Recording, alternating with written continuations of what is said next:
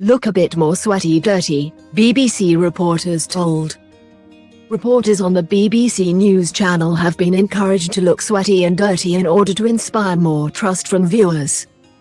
Dressing as if they have just left a fine dinner party is off-putting to audiences and not authentic.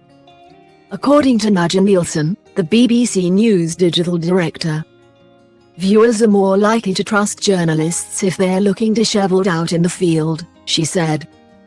The rolling news channel is in the process of being overhauled, with the domestic service being merged with BBC World News.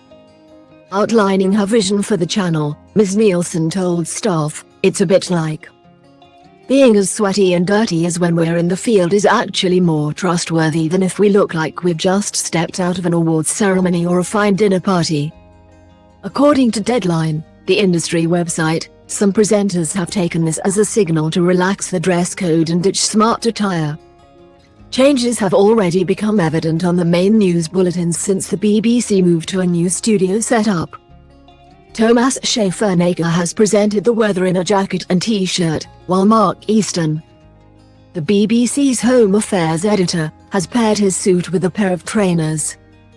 BBC foreign correspondents, such as Jeremy Bowen and Liz Dowsett, do not wear fine dinner party attire when reporting from war zones.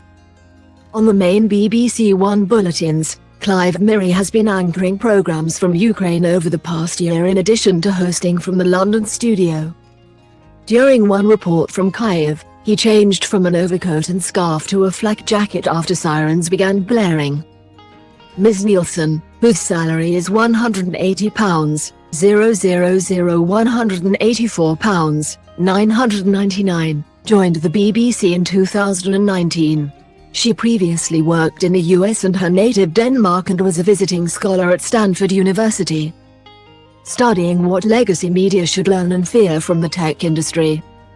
She told staff that BBC News should film more reports on smartphones in an effort to engage the TikTok generation.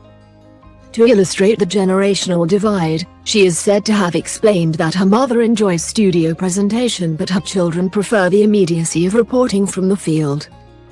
Developing the BBC News TikTok account is one of the corporation's main priorities for 2023.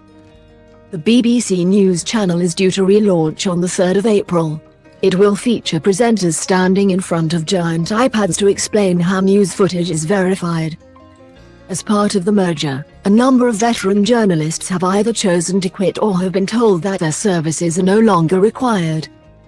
Those exiting the channel include Joanne Gosling, Ben Brown and Martine Croxall.